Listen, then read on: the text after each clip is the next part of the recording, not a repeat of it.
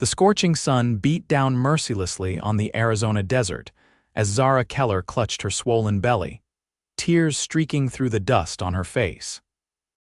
Her parched lips cracked as she whispered a desperate prayer, watching the wagon disappear into the shimmering heat waves, taking with it her last hope of survival. 6 months pregnant and abandoned in the unforgiving wasteland outside Fort Bowie, Arizona Territory, 1878, she knew her chances of living to see another dawn were slipping away with each labored breath. Zara sank to her knees in the sparse shadow of a withered mesquite tree, her wedding ring catching the brutal sunlight as she placed both hands protectively over her unborn child. "We'll find a way," she murmured, though the words seemed hollow against the vast emptiness surrounding her. The distant silhouette of the Cowboy Mountains offered no comfort, only a reminder of how far civilization lay beyond her reach. Miles away at the trading post in Fort Bowie, Thomas Irving adjusted his worn Stetson and squinted at the darkening horizon. Something didn't sit right with him today. The horse trader had an uncanny sense for trouble, honed by years of tracking and surviving in the unforgiving Arizona wilderness. At 32, his weathered face told stories of hardship and determination, but his eyes remained clear and vigilant. "Something on your mind, Tom?" asked Samuel Whitaker, the elderly shopkeeper who had become Thomas's closest friend since he'd settled in the area 3 years prior. Thomas's fingers traced the edge of his revolver absently. Pearson and his men rode in looking mighty pleased with themselves. Too pleased for men who claimed they lost a wagon wheel and had to leave their guide behind. Samuel's bushy eyebrows rose. "I heard they had a woman with them. Young thing, didn't see her when they rode in." Thomas straightened, his jaw tightening. "What woman?" "Heard she was with child, too." Pearson said something about her staying at a camp they set up while they came for supplies. Samuel's voice lowered. "But Richard Pearson ain't never been known for his honesty." Thomas's instincts flared like wildfire. He'd heard enough about Richard Pearson and his mining ventures to know the man valued gold above human life. If he'd left someone behind, especially a pregnant woman, it wasn't because of a broken wagon wheel. Within 20 minutes, Thomas had saddled his Palomino Sundance and filled his canteens. He strapped extra water, jerky, and medical supplies to the saddle. "You're going after her?" Samuel asked, handing Thomas a woolen blanket. "Night's coming fast." Thomas secured the blanket and nodded grimly. "That's my advantage. Pearson thinks no one can track in darkness." He glanced upward at the first stars appearing in the dusky sky. "But my father taught me to read the stars before I could read words." Samuel clasped Thomas's shoulder. "The Apaches call you the man who speaks with stars. Live up to that name tonight, son." With a nod, Thomas urged Sundance forward, leaving Fort Bowie behind as twilight deepened around him. He followed the most obvious trail, at first the deep ruts of wagon wheels heading east toward the Cowboy Mountains. Pearson had made no effort to hide his passage. He likely assumed no one would care enough to follow. As night fell completely, Thomas relied on the stars overhead and the subtle changes in terrain that most men would miss. The quarter moon provided just enough light to catch the occasional glint of a horseshoe nail or disturbed rock. He kept Sundance at a steady pace, knowing that rushing blindly would only endanger them both.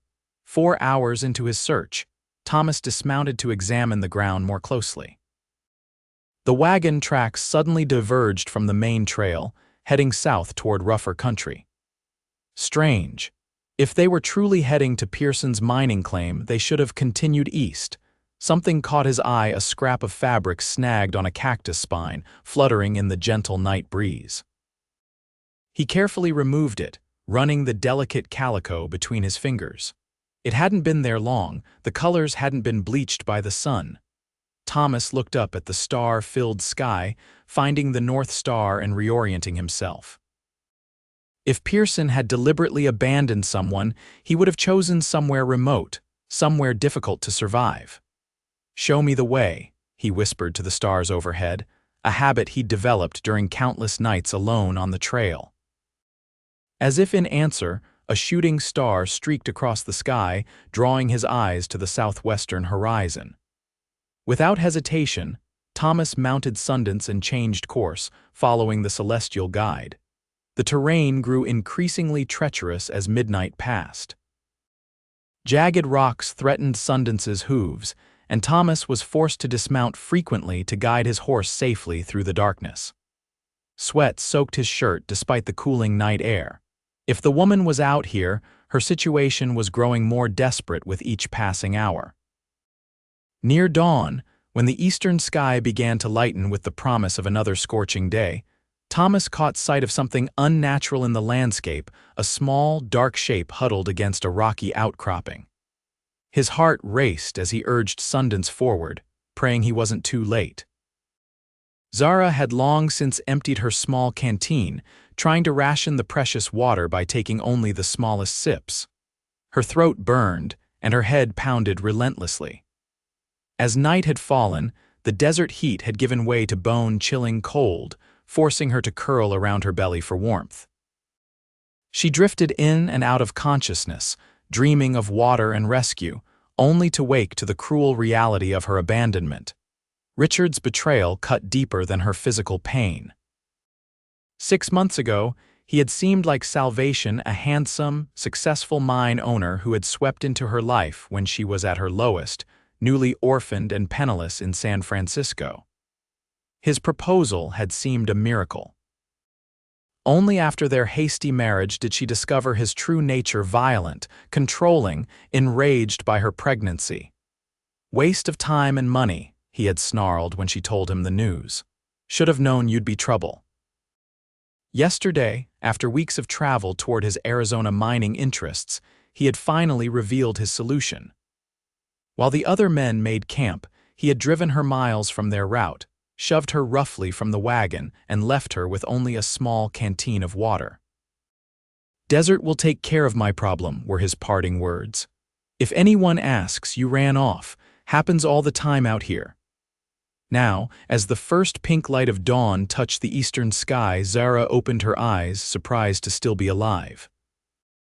The baby kicked within her, a reminder of her will to survive. She tried to sit up, but dizziness overwhelmed her, sending her back to the hard ground. "Help," she whispered, though no one could possibly hear. "Please, someone help us." The sound reached Thomas just as he crested a small rise. Faint as it was, it carried on the still morning air like a beacon. He dismounted immediately, approaching carefully to avoid frightening her. "Madam," he called softly, leading Sundance by the reins. "Madam, are you hurt?" Zara thought she was hallucinating when the tall figure appeared, silhouetted against the brightening sky. She blinked rapidly, expecting him to vanish like the mirages that had tormented her throughout the previous day. "You're real." Her voice was barely audible, cracked from thirst and exhaustion. Thomas knelt beside her, his heart clenching at her condition. Her dress was torn and dirty, her fair skin angry with sunburn, and her golden brown hair matted with dust. But it was her eyes that struck him most deep green and filled with a fierce determination despite her obvious suffering.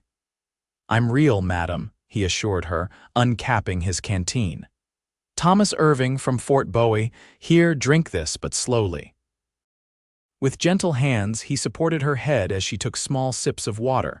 Her relief was palpable, tears mixing with the water that dribbled down her chin.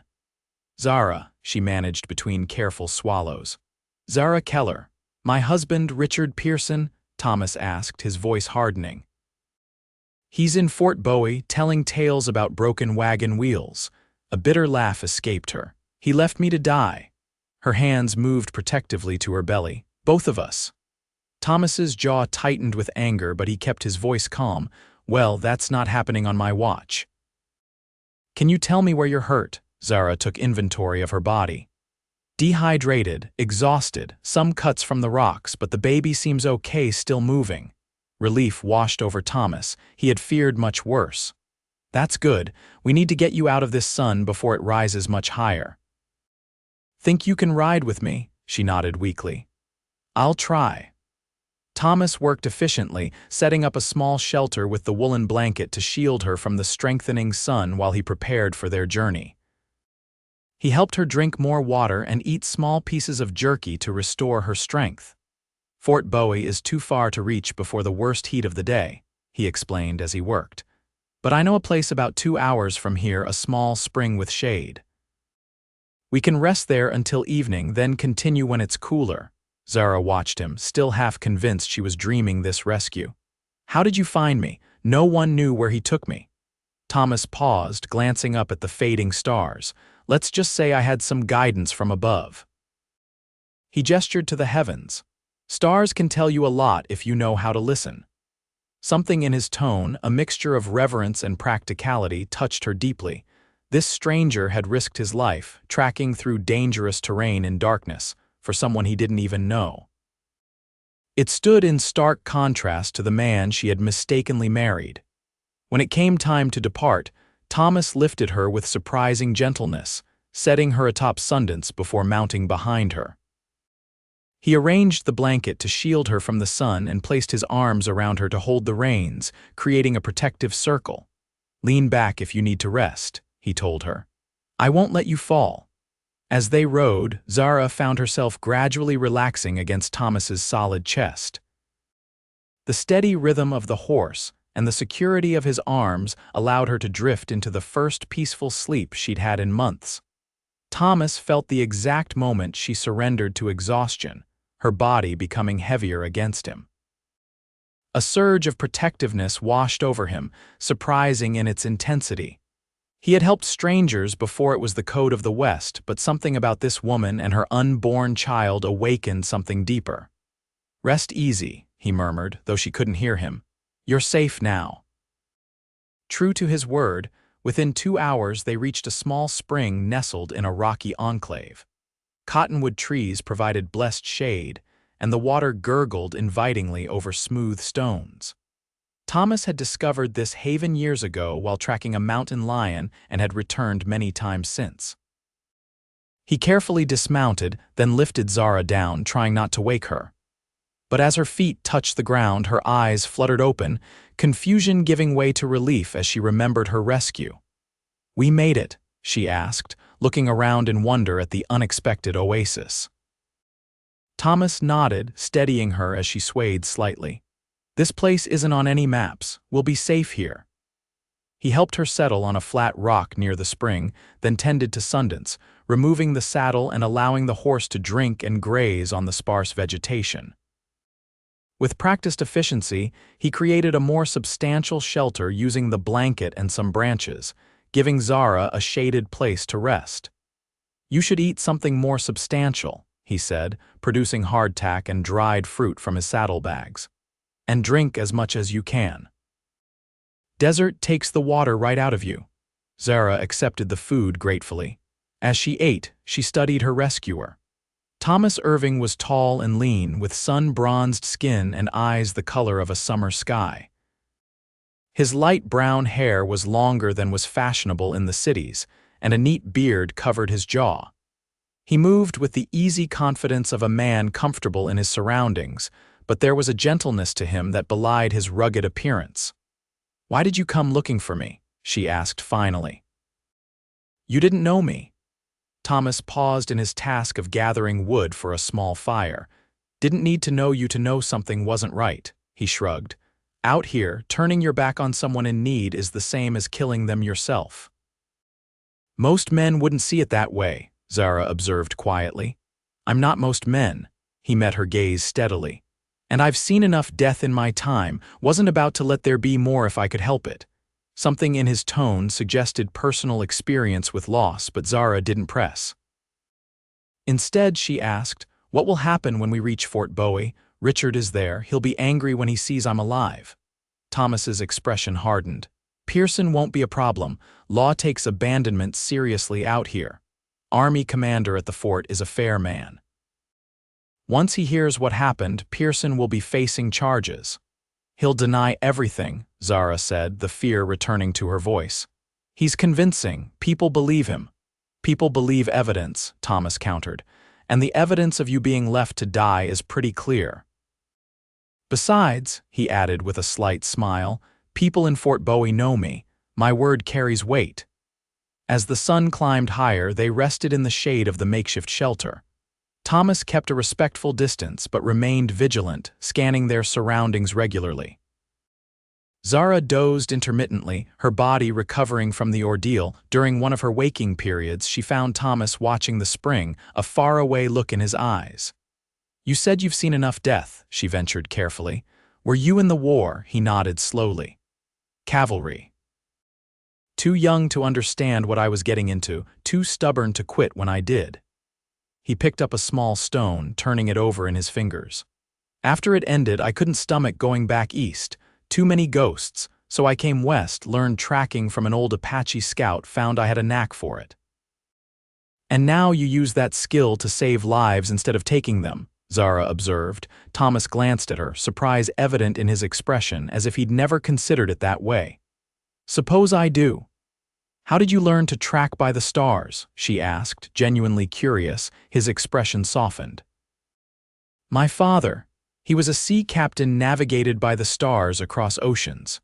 When I was a boy, before he was lost at sea, he taught me the constellations, how to find north, how to read the night sky like a map." He looked up through the branches at the bright blue above. "Out here, I found those same stars could guide me across a different kind of ocean. The desert," Zara murmured, "just as vast, just as dangerous in its way." He offered her the canteen again. "Your husband Pearson, what's his story?" Zara took a long drink before answering. "I met him in San Francisco.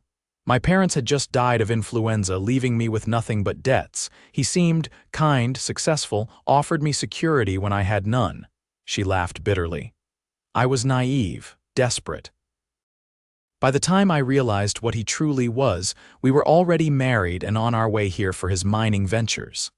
And the baby," her hands moved protectively to her belly.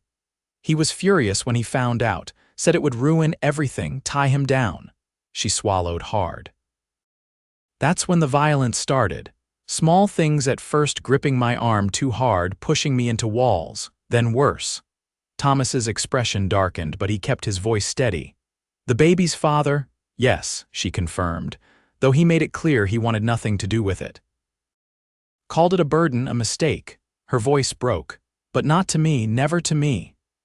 "You're very brave," Thomas said softly. Zara shook her head. "Not brave, just had no choice but to keep going. That's the definition of courage in my book." As evening approached, bringing merciful cooling to the desert, they prepared to continue their journey. Thomas helped Zara to her feet, steadying her when she winced at the soreness in her legs. "We'll take it slow," he promised. "Should reach Fort Bowie by midnight if all goes well." They rode in comfortable silence for much of the journey, Zara again seated in front of Thomas. The desert landscape transformed in the twilight, taking on purple and blue hues as shadows lengthened. Cactus flowers that had closed against the day's heat opened in the cooler air, releasing sweet fragrance. "It's beautiful," Zara murmured, watching a family of javelinas cross their path in the distance. "I never noticed before. I was too frightened, I think." "Desert has two faces," Thomas replied. "One tries to kill you, one tries to enchant you. Trick is knowing which one you're seeing at any given moment." They stopped briefly to rest Sundance and eat a small meal. As they sat on a fallen log, the stars emerged overhead, brilliant against the darkening sky. "That's Ursa Major," Thomas said, pointing upward. "The Great Bear, and there," his finger traced a pattern, "is Cassiopeia, the Queen." Zara followed his gaze, marveling at the clarity of the stars away from city lights. "And which one guided you to me?" Thomas considered for a moment, then pointed to a particularly bright star. "That one, Polaris, the North Star. Sailors call it the constant star because it never moves in the sky, everything else rotates around it." His voice softened. "When everything else is changing, Polaris remains fixed, dependable." Something in his tone made Zara turn to look at him, finding his eyes already on her, thoughtful and warm. For a moment neither spoke, the connection between them palpable in the desert silence. Finally, Thomas cleared his throat, standing and offering her his hand. "We should keep moving." Still have a ways to go. As they rode on through the night, Zara found herself wondering about this man who had appeared in her darkest moment like an answer to a prayer. He was nothing like the men she had known before, not like her father with his ambitious business schemes that ultimately failed, nor like Richard with his smooth words hiding cruel intentions. Thomas Irving spoke little, but said much. His actions revealed a code of honor as constant as the North Star he trusted to guide him. She had known him less than a day, yet felt safer in his presence than she had in years. They reached Fort Bowie shortly after midnight. The military outpost was quiet, with only a few lamps burning in windows.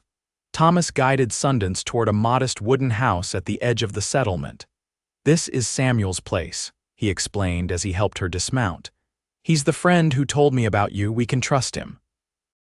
The door opened before they reached it, revealing an elderly man with a shock of white hair and kind eyes. "Thank the Almighty," he breathed, seeing Zara. "You found her." As if there was any doubt, Thomas replied with a slight smile. Samuel ushered them inside, immediately fussing over Zara. "Sit, sit. You look dead on your feet, poor child. I've got stew warming and fresh bread." The small house was neat and comfortable, with handmade furniture and shelves lined with books, an unexpected sight in the frontier town. Samuel bustled about, bringing food and hot tea while Thomas unsaddled Sundance and settled him in the small stable behind the house. When he returned, Zara was seated at the table, color returning to her face as she ate Samuel's hearty stew. The older man was speaking in low, urgent tones. "Pearson's still here with his men. Been drinking at the saloon, throwing money around. Army commanders away until tomorrow, investigating Apache movements near Tombstone." Thomas nodded grimly. "Then we keep her hidden until he returns." "Pearson won't leave without confronting me. He'll have heard by now that I went looking for his wife." "Ex-wife," Zara interjected firmly. Both men turned to look at her in surprise. "I will not remain married to a man who left me to die. Whatever it takes, whatever I must do, that marriage is over." Samuel's face creased in a smile. "You've got spirit, Miss Zara. That'll serve you well." He turned to Thomas. "She can take my bed. I'll sleep in the chair. Been falling asleep there most nights anyway." Thomas shook his head. "You'll take your bed, old friend. I'll keep watch from the porch. If Pearson comes looking, better he finds me first." Despite her exhaustion, Zara slept fitfully that night. Nightmares of the desert merged with visions of Richard finding her, dragging her away. She woke shortly after dawn, momentarily disoriented by the unfamiliar surroundings before remembering Samuel's kindness. She rose carefully, her body still aching from her ordeal. Through the small window, she could see Thomas sitting on the porch, his rifle across his knees, alert despite having been awake all night. The sight of him standing guard eased her fears, allowing her to dress in the clean clothes. Samuel had provided simple but sturdy garments that had belonged to his late wife. In the main room, Samuel was preparing breakfast, the smell of coffee and frying bacon filling the small house. He greeted her with a warm smile. "Feeling better this morning?" he asked, pulling out a chair for her. "Much, thank you." She glanced toward the door. "Has he been there all night?" Samuel nodded, placing a plate before her. "That's Thomas. Once he sets his mind to protecting something, wild horses couldn't drag him away." He poured coffee into a mug.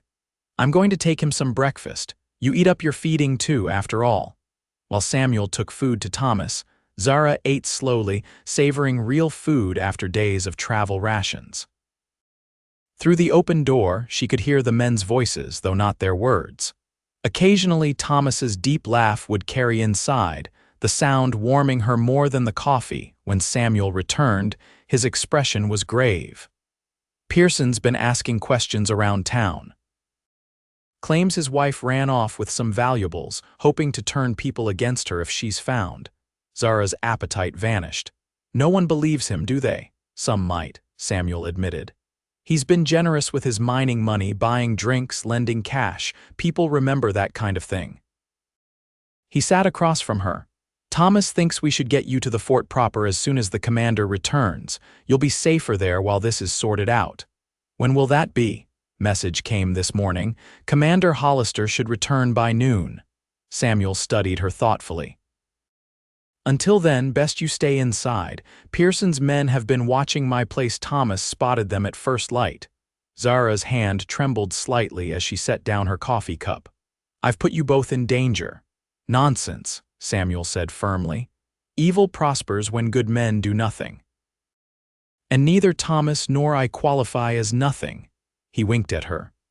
Besides, Thomas Irving has faced worse odds than a drunken mine owner and his hired thugs. Throughout the morning, Thomas remained vigilant on the porch, moving only occasionally to check different angles of approach to the small house. Around mid-morning, Samuel went to the general store he owned, insisting that maintaining normal routines would arouse less suspicion. Left alone in the house, Zara busied herself washing dishes and straightening up, needing activity to calm her nerves. Through the window, she could see Thomas's broad shoulders, his posture alert but not tense. Gathering her courage, she brought him a fresh cup of coffee. Thought you might need this, she said, stepping onto the porch. Thomas accepted the cup with a nod of thanks. You should stay inside, he said, though his tone was gentle rather than commanding. I needed air, she admitted, leaning against the porch railing, and to thank you properly. I would have died out there if not for you. Anyone would have done the same. No, she said firmly, they wouldn't. Most would have minded their own business or believed Richard's lies. She looked out at the dusty street where people were going about their morning business. Even now, he's probably spinning tales about me, turning people against me before they've ever met me. Thomas sipped his coffee. People who matter make judgments based on what they see themselves, not on gossip. He looked up at her, his blue eyes serious. And what I see is a woman of considerable courage. Warmth spread through Zara that had nothing to do with the morning sun. Before she could respond, however, Thomas tensed, his gaze fixing on something down the street. Inside, he said quietly, setting down his coffee. Now. Zara followed his gaze and saw Richard Pearson approaching, flanked by two rough-looking men. Her heart hammered in her chest, but she forced herself to move calmly, retreating into the house as Thomas had instructed. Through the crack of the not-quite-closed door, she watched as her husband stopped at the bottom of the porch steps, his handsome face arranged in an expression of concern that she now recognized as completely false.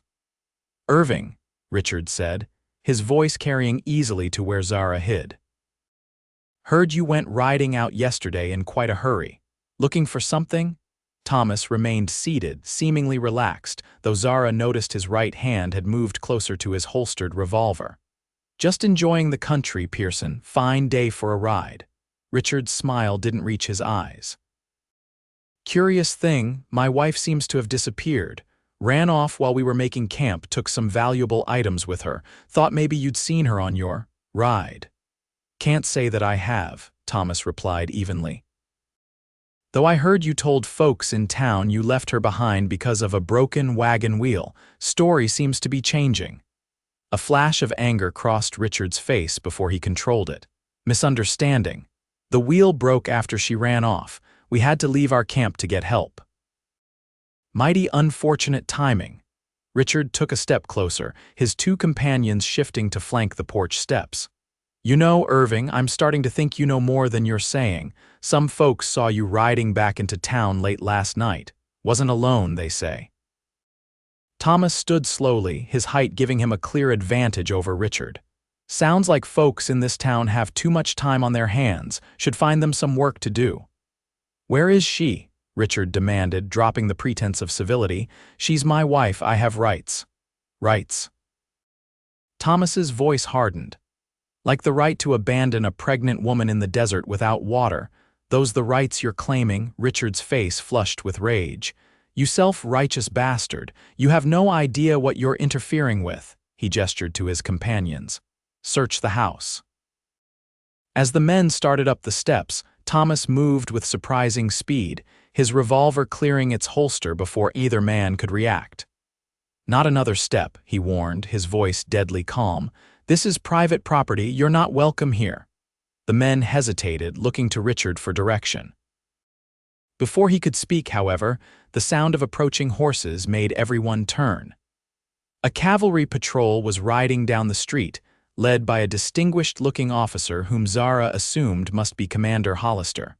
Relief washed over her. The commander had returned earlier than expected, bringing with him the authority to settle this confrontation before it turned violent. Richard's expression shifted rapidly from anger to calculated charm as the patrol stopped near Samuel's house. "Commander," he called, stepping away from Thomas's porch. "Excellent timing. This man is harboring my runaway wife and refusing to let me see her." Commander Hollister, a man in his 50s with a neatly trimmed gray beard and the weathered face of someone who had spent decades in the harsh Arizona climate, dismounted slowly. His sharp eyes took in the scene. Thomas with his drawn weapon, Richard's aggressive stance, the two hired men hovering uncertainly. "Mr. Irving," he acknowledged with a nod. "Mr. Pearson, seems we have a situation here." Thomas holstered his weapon but remained vigilant. "Commander." "Glad you've returned. There's a matter that needs your attention." "So I see." Hollister turned to Richard. "You claim Mr. Irving has your wife. She ran away 2 days ago," Richard began, his voice taking on the smooth, persuasive tone Zara knew so well. "Took some valuable items. When I began asking around town, I learned that Irving here had gone searching for someone in the desert. Now he refuses to let me see if it's my Zara he's found." Hollister's expression revealed nothing. Serious accusations. He looked up at Thomas. "What do you say to this, Irving?" Thomas met the commander's gaze steadily. "I say we should let Mrs. Pearson speak for herself."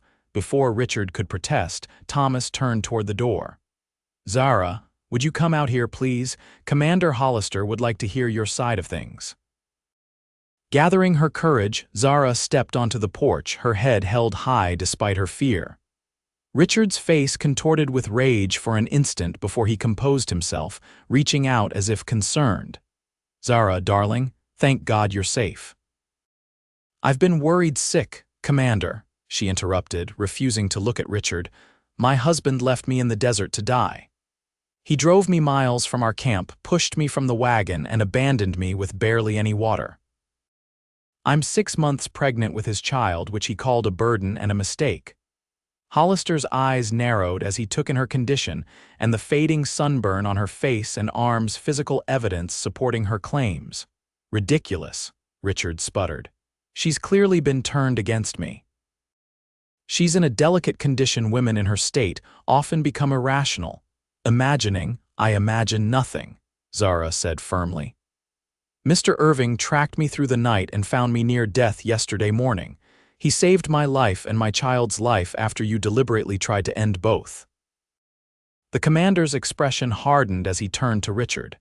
"These are very serious allegations, Mr. Pearson." "She's lying," Richard insisted, desperation creeping into his voice. "Irving has poisoned her mind against me. She's my wife. I have the right to take her home." "Home." Thomas stepped forward, his voice dangerously quiet. "You left her without shelter, without water, in desert heat that kills grown men in hours. That's not taking someone home, Pearson. That's murder." Commander Hollister raised a hand to silence both men. "This requires proper investigation." He turned to one of his soldiers. "Lieutenant Hayes, escort Mr. Pearson to the fort. Keep him there while we sort this out." To Richard, he added, "Your men should return to wherever they're staying. If they interfere, they'll be arrested." Richard's face twisted with rage as the lieutenant approached him. "This is outrageous. You can't detain me based on a hysterical woman's accusations." "I can and I am," Hollister replied calmly. "Fort Bowie is under military jurisdiction and I'm responsible for maintaining order." "Abandonment is a serious offense in the territory, Mr. Pearson, as is attempted murder, which is what leaving a pregnant woman in the desert amounts to." As the soldiers led a protesting Richard away, Commander Hollister turned back to Zara, his stern expression softening slightly. "Mrs. Pearson, I'd like to hear your full account, but first I suggest you rest." You've been through an ordeal and in your condition. He glanced at her swollen belly with genuine concern. I'm stronger than I look, Commander, Zara replied, though she couldn't deny her exhaustion. Nevertheless, I insist. We'll convene a formal hearing tomorrow. He looked at Thomas. Irving, I trust you'll ensure the lady's safety until then. Thomas nodded firmly. With my life, sir. As the cavalry patrol departed, taking Richard with them, Zara felt her knees weaken with relief. Thomas was at her side instantly, his strong hand steadying her elbow. Let's get you inside, he said gently. You've stood up to him long enough for one day. Inside, Zara sank into a chair, trembling now that the confrontation was over. I never thought I'd see him again, she admitted. I was sure I would die out there. Thomas knelt beside her chair, his blue eyes meeting hers. But you didn't. Remember that. You survived, and now you're going to see justice done. Because of you, she whispered. He shook his head. I just followed the stars. You're the one who held on, who fought to live. That kind of strength comes from within. The admiration in his gaze warmed her, chasing away some of the lingering fear. For the first time since she'd learned of her pregnancy, Zara felt a flicker of hope for the future, a future where she and her child might know safety and perhaps even happiness. Samuel returned shortly after, having heard about the confrontation from townspeople. He bustled about, preparing a proper meal and insisting Zara rest while he and Thomas discussed security arrangements with the fort. Commander Hollister is a good man, Samuel assured her as he served a hearty stew. He's seen too many women mistreated out here and has little patience for men who abuse their authority as husbands. What will happen to Richard? Zara asked. That depends on the hearing, Thomas replied, but abandonment is taken very seriously in the territories. At minimum, it's grounds for immediate divorce. Given that you were pregnant and he left you to die, he could face criminal charges. Divorce, Zara repeated, the word both frightening and liberating. I have no money, no family, nowhere to go. Samuel patted her hand. One step at a time, my dear. First, we see justice done. Then we figure out the rest. That evening, as Samuel retired to his bedroom, Thomas once again took up his position on the porch, refusing Zara's suggestion that he get some sleep. Pearson's men are still out there, he said, nodding toward the darkened street. They may try something foolish to help their boss. I'll rest when I know you're safe. Zara wrapped a shawl around her shoulders against the evening chill and joined him on the porch swing. For a while they sat in comfortable silence, watching the stars appear one by one in the darkening sky. You never finished telling me about the constellations, she said finally. Thomas smiled, pointing upward. See that bright one there? That's part of Cygnus, the swan. Native tribes call it the cross, and some folks say it's really a great bird flying down the Milky Way. As he continued identifying stars and sharing their stories, Zara found herself watching his face more than the sky. In the silver starlight, his features were softened, the lines of hardship and experience transformed into something almost boyish when he spoke of things that clearly fascinated him. How did you become a horse trader? She asked during a pause in his astronomical lesson. Thomas leaned back, stretching his long legs. Fell into it, I suppose. After the war, I drifted west. Worked as a scout for the army for a while, then as a tracker. Found I had a good eye for horseflesh and a way with breaking the wild ones gently. He shrugged. Built up a reputation. Now ranches and the army come to me when they need good stock. You love it, she observed. Freedom of it, yes. He glanced at her. What about you? What did you do before? He hesitated. Before Pearson, Zara looked down at her hands. My father was a merchant in San Francisco. I helped with the books, learned the business. After they died, I had hopes of continuing, but the creditors took everything. She sighed. I was teaching piano to children when Richard appeared. He seemed so kind, so generous, offering a fresh start. You couldn't have known what he was, Thomas said gently. I should have seen the signs. The way he spoke about his business partners, the little cruelties he thought were amusing. She shook her head. But I was desperate and he was charming. By the time I realized my mistake, we were married and heading east. And now, she placed a hand on her belly, feeling the baby shift beneath her palm. Now I start again, for both of us. Thomas was silent for a moment, then said quietly, "You won't be alone." The simple statement, spoken with such certainty, brought unexpected tears to Zara's eyes.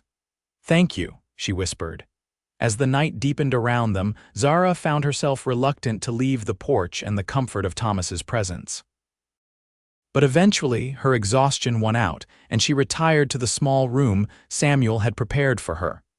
That night, for the first time since her ordeal began, she slept deeply and dreamlessly, secure in the knowledge that Thomas Irving kept watch just outside her door.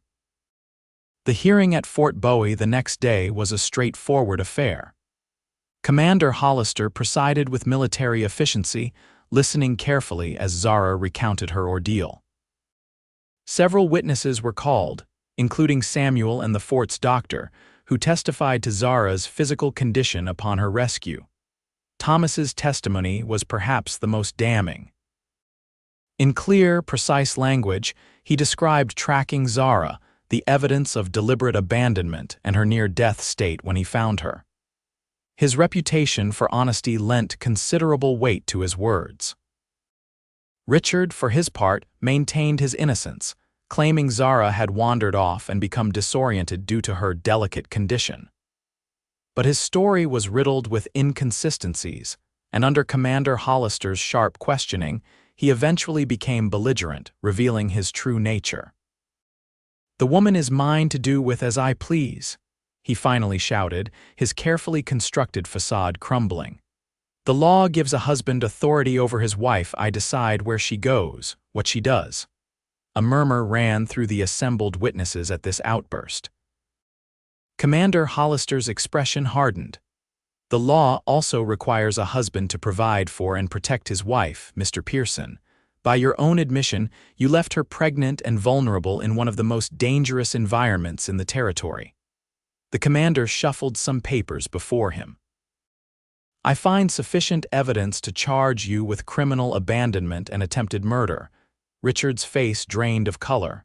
"You can't be serious. It's her word against mine."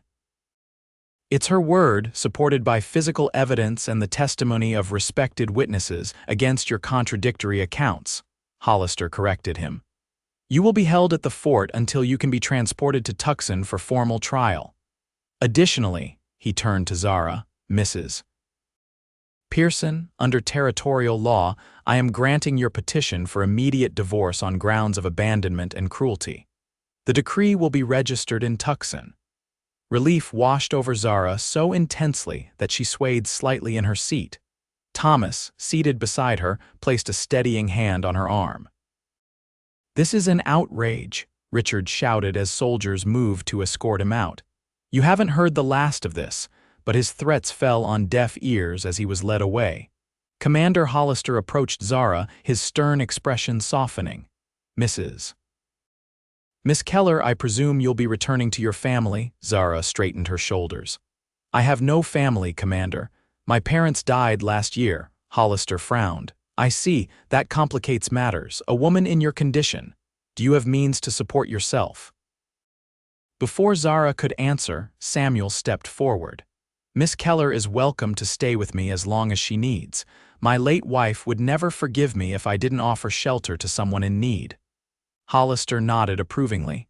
"Very good, Mr. Whitaker. The fort will provide any assistance necessary." He turned to Zara. "When your child comes, our surgeon will attend you.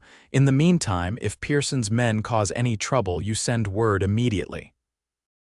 With that, the hearing was concluded, and Zara found herself walking back to Samuel's house between the elderly shopkeeper and Thomas, both men radiating protective concern. "It's really over," she said wonderingly as they reached the porch. "I'm free of him." "Yes, you are," Samuel confirmed, patting her hand.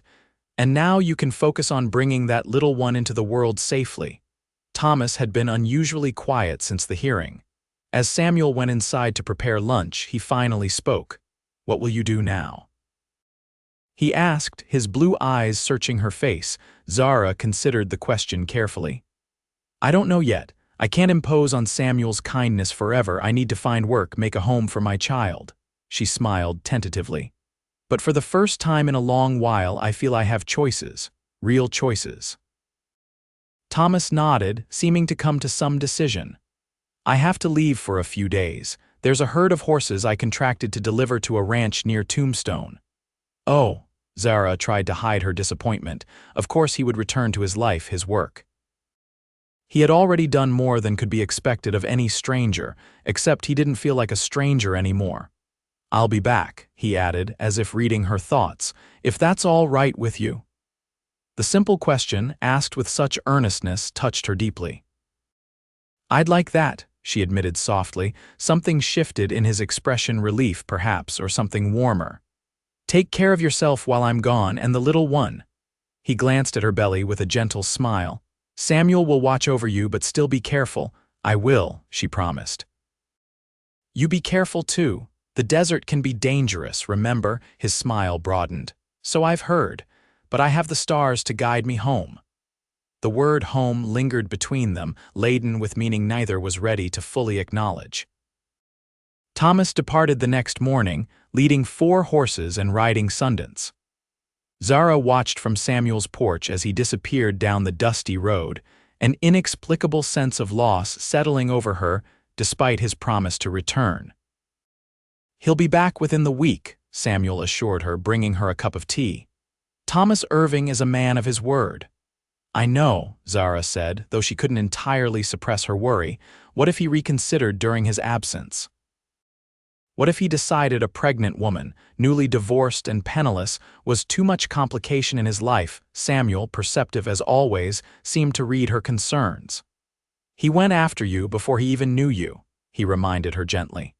That tells you something about the man's character, doesn't it? Indeed it did.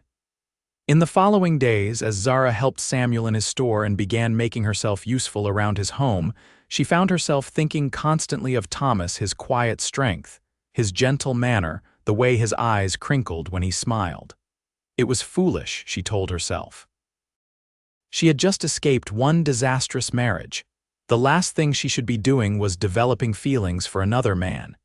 Yet every night she found herself on the porch, looking up at the stars he had named for her, wondering if he was looking at them too, somewhere out on the trail.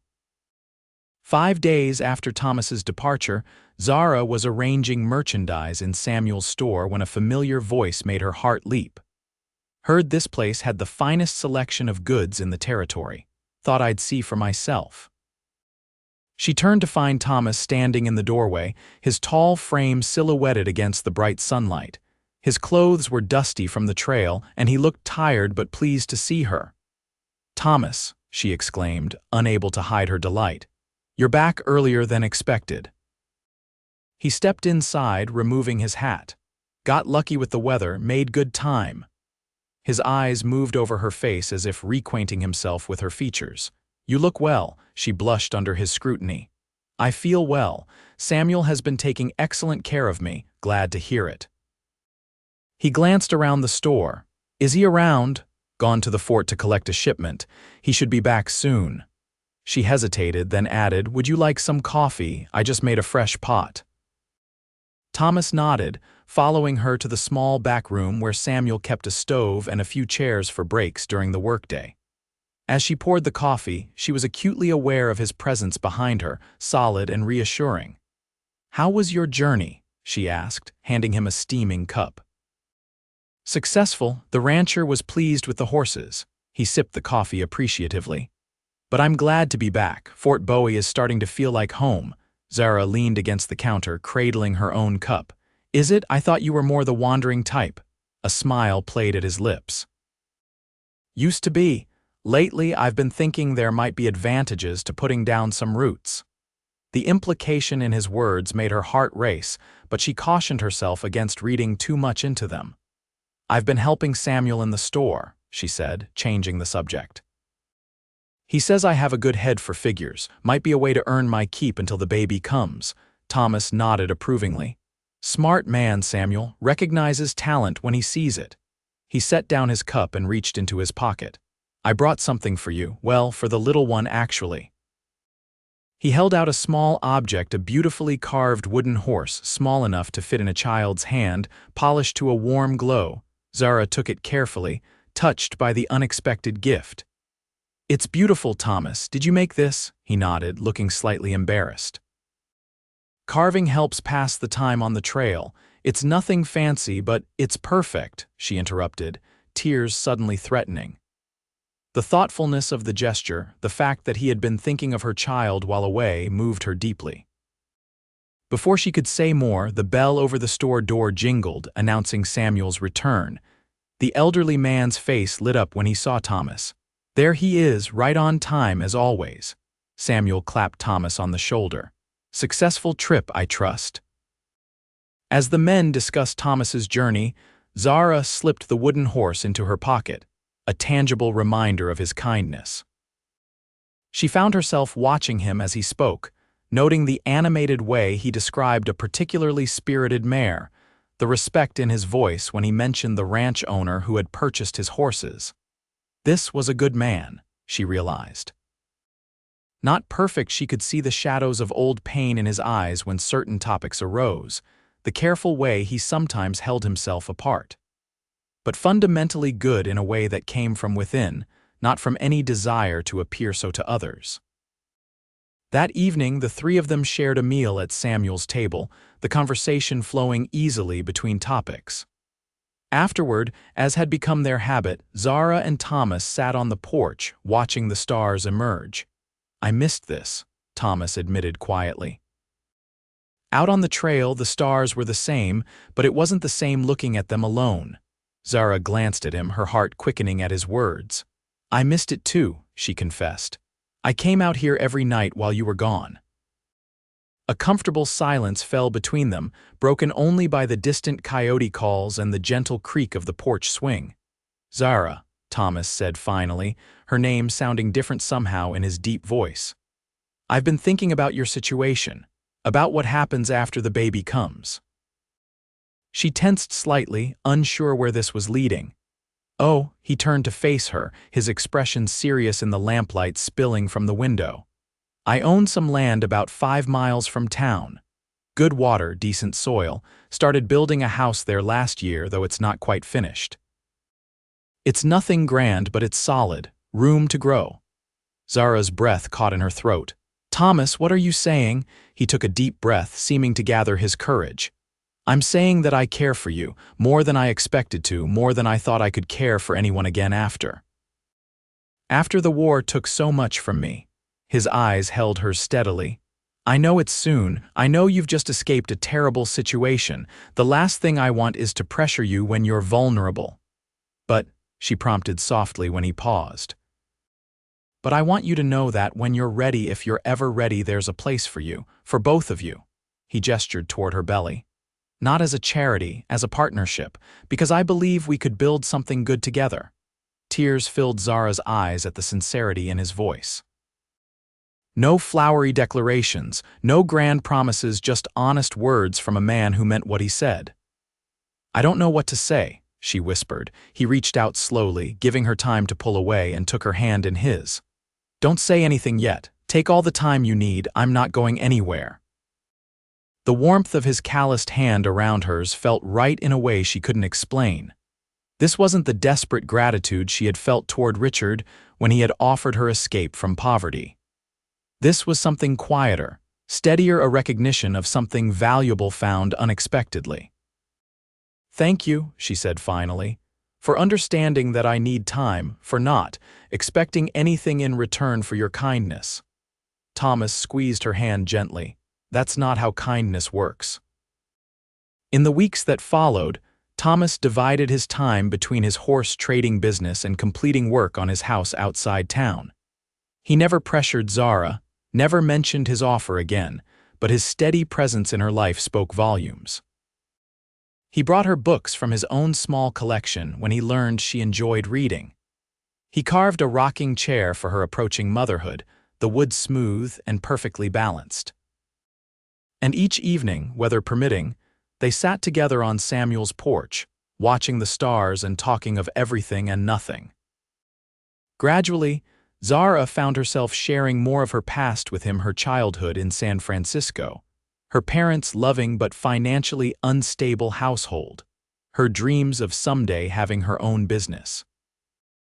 In turn, Thomas revealed more of himself, his Connecticut upbringing, his naval captain father lost at sea when Thomas was 14, his impulsive enlistment at 17, and the horrors he had witnessed during the war. "That's why the desert called to me," he explained one evening. "After so much death, so much mud and blood and chaos, I needed empty spaces, clean air, stars you could actually see." "And did it heal you?" Zara asked softly. Thomas considered the question seriously. "Some, not completely. Don't know if anyone ever heals completely from war." He looked at her, his eyes reflective in the twilight. "But it gave me room to breathe again, to remember there's beauty in the world, not just pain." As her pregnancy advanced, Zara found unexpected support from the women of Fort Bowie. The commander's wife, Eleanor Hollister, took a particular interest in her welfare, bringing baby clothes she had sewn and offering practical advice on childbirth and infant care. "Military posts see a lot of tragedy," Eleanor explained during one visit. "Women abandoned, children orphaned. We look after our own out here." "But I'm not military," Zara pointed out. Eleanor smiled knowingly. "Thomas Irving earned the respect of every soldier at this fort during his scouting days. That makes you one of us, whether you realize it or not." As her 8th month of pregnancy began, Zara found herself increasingly drawn to the idea of seeing Thomas's house, this place he was preparing with such care. When she finally expressed this wish, his face lit up with barely contained pleasure. "Tomorrow," he promised. "I'll borrow Samuel's wagon so it's an easier ride for you." The next morning dawned clear and mild, perfect for the short journey. Thomas helped her into the wagon with gentle hands, arranging blankets to cushion the ride. "It's not far," he assured her as they set off. "Good land, but not too isolated. Close enough to town if you need anything." As they traveled, Zara noticed how the landscape changed subtly, the harsh desert giving way to more varied terrain with scattered juniper trees and occasional patches of grass, where water ran closer to the surface.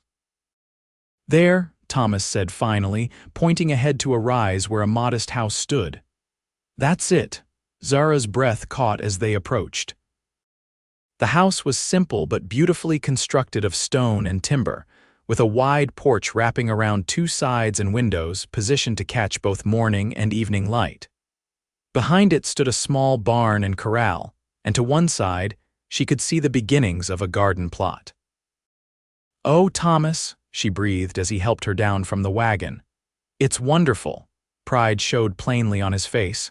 "Come see inside. It's still rough in places, but the important parts are done." The interior was as thoughtfully designed as the exterior, a large main room with a stone fireplace, a separate kitchen with an actual cast iron stove, and 2 bedrooms. The larger bedroom held only a handcrafted bed frame waiting for a mattress, but the smaller room contained a surprise that brought tears to Zara's eyes. A cradle, beautifully made of polished wood, stood in the center of the room. Above it hung a mobile of carved wooden stars, catching the light from the window. "Thomas," she whispered, moving to touch the cradle's smooth edge. "Did you make this?" He nodded, suddenly looking uncertain. "Is it all right?" I thought. "I wanted the little one to have a proper place, whether you decide to stay or not."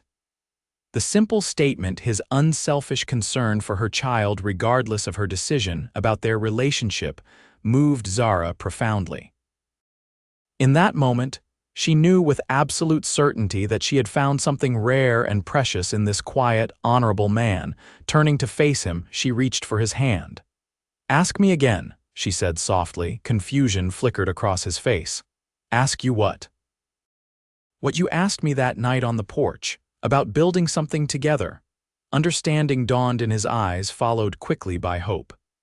"Zara," he said, his voice husky with emotion, "I'm asking if you might consider making a life here, with me.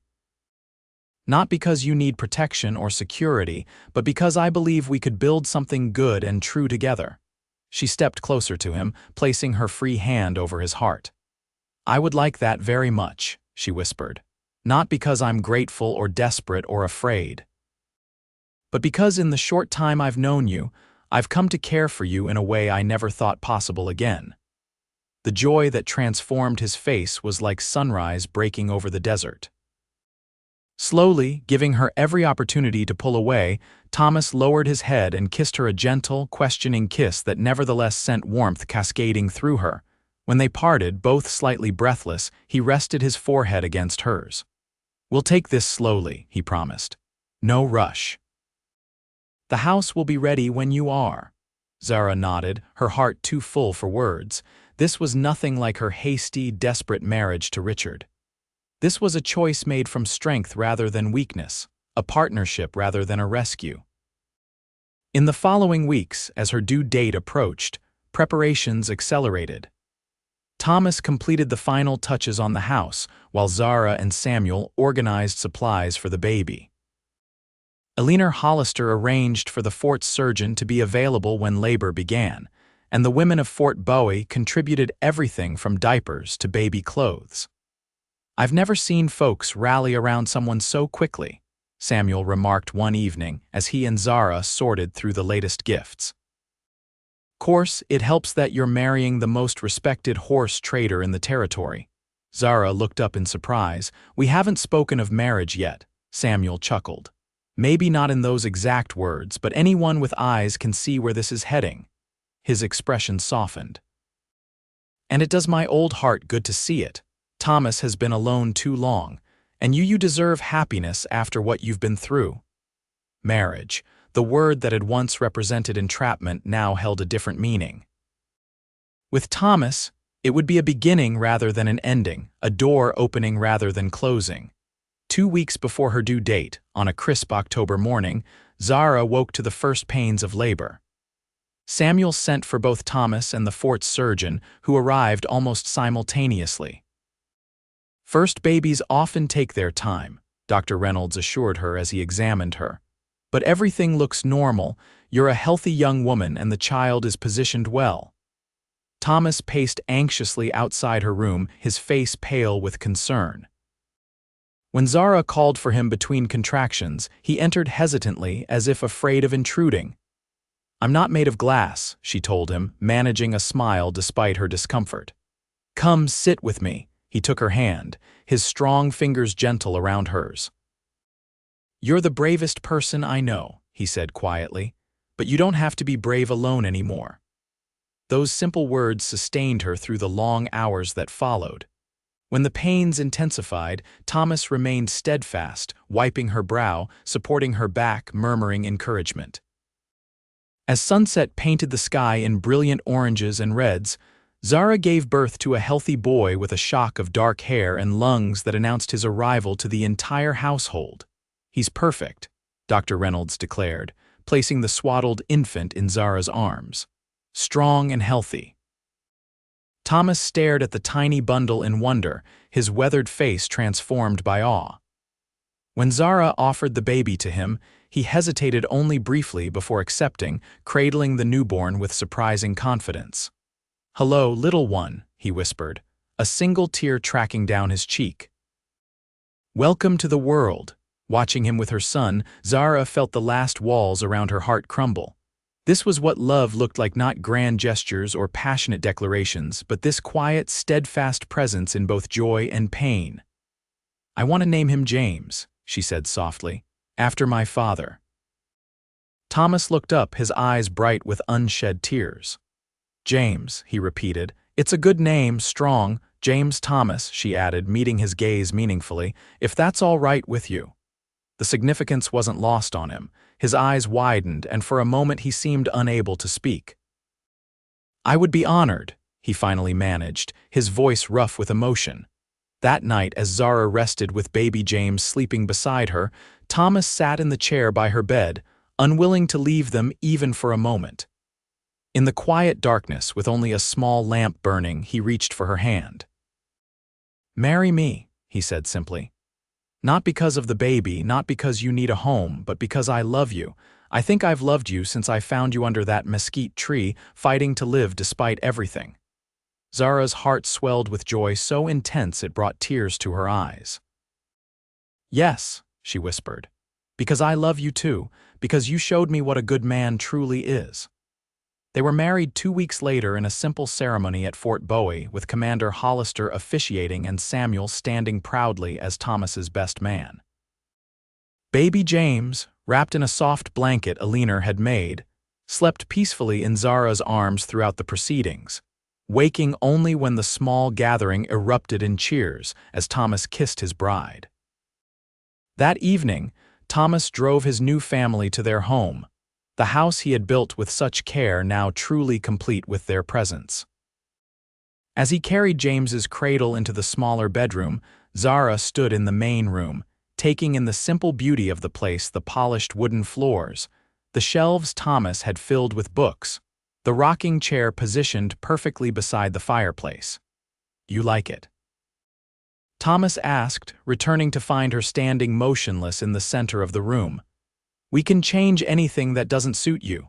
Zara turned to him, her heart too full for adequate words. "It's perfect," she said simply.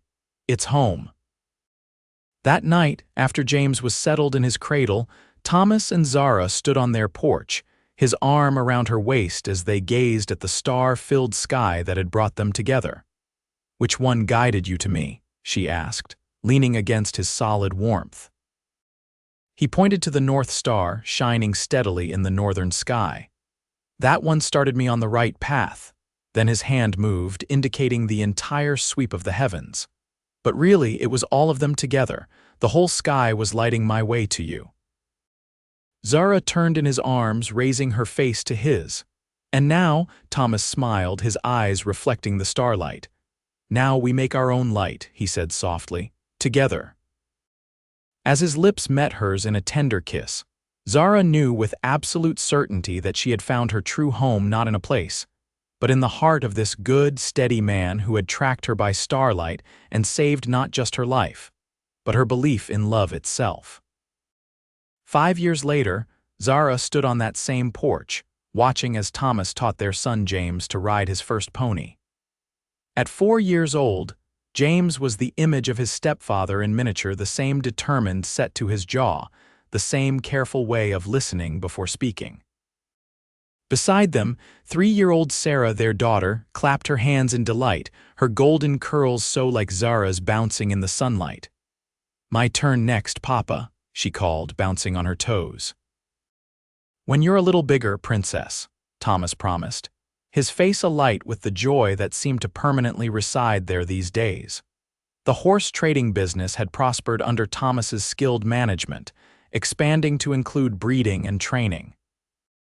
Zara had put her head for figures to good use, keeping the books and gradually developing a side business importing specialty items for the growing community around Fort Bowie.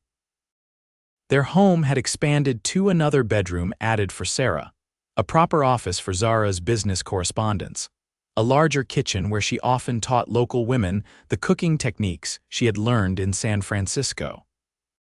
Richard Pearson had been convicted of attempted murder and sentenced to 10 years in Yuma Territorial Prison. The news had brought not satisfaction but rather a quiet relief and the closing of a painful chapter. Zara rarely thought of him now. Those dark days seemed to belong to another lifetime. As she watched her family, contentment washed over her. From the edge of death in the desert to this abundance of life and love, the journey still amazed her. Thomas glanced up, catching her eye across the yard. The look they exchanged held everything: gratitude, partnership, and a love that had only deepened with time and trials. Later that evening, after the children were asleep, they sat together on the porch swing, a nightly ritual they maintained regardless of how busy their days became. The desert stretched before them, bathed in silver moonlight, beautiful rather than threatening now. "I had a letter from Samuel today," Zara said, leaning against Thomas's shoulder. "He's thinking of retiring next year, wants us to consider buying the store." Thomas nodded thoughtfully. "Could be a good investment. You've always had a knack for business." We'd need to hire help with the horses if we took that on too. James Peterson's boy is nearly 16, good with animals, could train him up. He glanced down at her with a smile. You're already making plans, aren't you? Zara laughed softly. You know me too well. That I do, Mrs. Irving. He kissed the top of her head, and I thank the stars for it every day. They sat in comfortable silence, watching as a shooting star streaked across the vast Arizona sky, a reminder of that first night when Thomas had followed the stars to find a woman dying in the desert, never imagining he was really finding his way home.